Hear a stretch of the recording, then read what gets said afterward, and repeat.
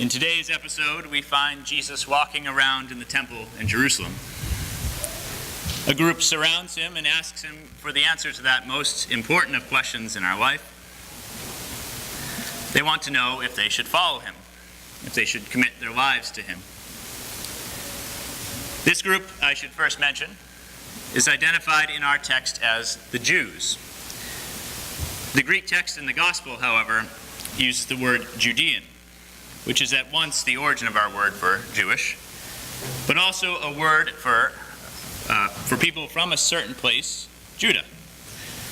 In reading the Gospel of John, therefore, I find it particularly helpful to replace the Jews with the Judeans, as it makes clear that John is not condemning the practices of the Jewish religion, but rather criticizing a geographic group of persons particularly associated with the temple and religious authority in that time.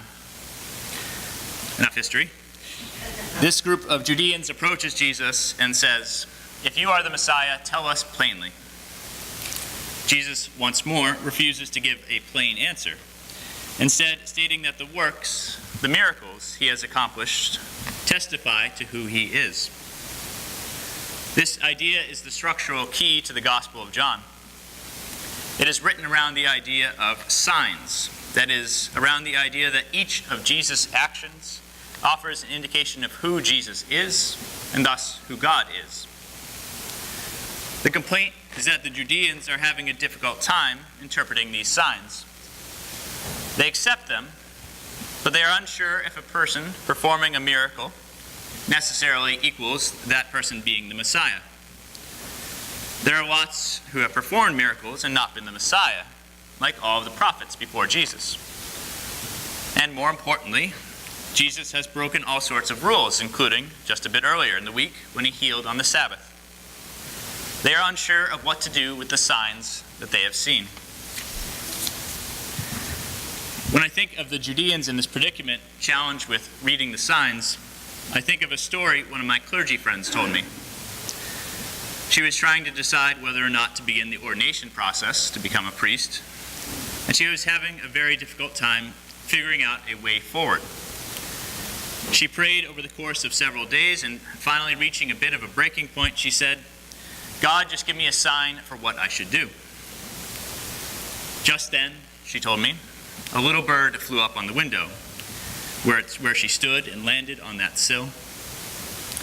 She knew immediately that this was a sign from God that she should become a priest, and immediately had the confidence to take the next steps. Upon hearing this story, I was silent, and I have to admit my first thought was shock. You became a priest because a bird happened to land near you. The happenstance movements of wildlife do not provide a sound guide to major life decisions. I became a priest because I wanted to, because I enjoyed and believed in what I was doing, and because I could be good at it, I hope. I never looked for a sign, never looked for a coded message from God, and didn't have much heart ringing over it. But it is, of course, my friend's ability to read signs that is exactly what Jesus is praising in this gospel. He has performed all sorts of great miracles, and the Judeans have witnessed these miracles, and still they are hesitant. They want a straight answer. Yes, you have healed the sick and raised people from the dead, but are you really the Messiah? Are you really the one we will have to commit our entire lives to? Is this the point where we stop doing what we're doing, change everything, and follow you? One can imagine the gospel feeling a little different with a different sort of sign. And as Jesus responded to them in the portico of Solomon, a bird flew in and landed on his shoulder, and the Judeans at once knew that he was the Messiah. It is important to say that I am not advocating any one approach. If you are moved by the fluttering of wings to new life, then this is a wonderful thing. If you are hesitant to read or even to look for signs, then this is not necessarily anything different. Peter, in the first reading today, raises a person from the dead. But it wasn't so long ago that we heard about him denying Jesus, doubting who Jesus was, and doing this even after living with him for 3 years and witnessing countless miracles. In his denial of Jesus, he tells us that he too was unconvinced by all the works of Jesus. And then now, in the next moment, he has the great power of belief bringing him to new heights for the sake of faith. So if you do not look for signs or miracles in the world, your faith is not deficient because of it. But the great risk in living a life of hesitant skepticism is that one fails to risk anything.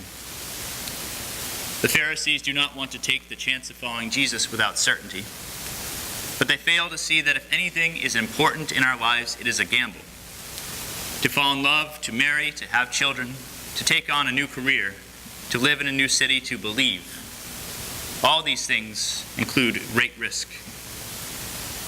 To be in faith, therefore, is to understand the promise of the Good Shepherd. We do not need to see signs in every movement of the Spirit in the world. This is a gift or practice for some, but it is not a requirement of religion. Instead, to believe is to find your soul revived, renewed with direction and guided along right pathways. It is to feel confident that the mercy of the Lord will follow you all your days. It is to stand in the valley of the shadow of death and to feel no fear, because in the midst of all the possibility of life, you are secure. Amen.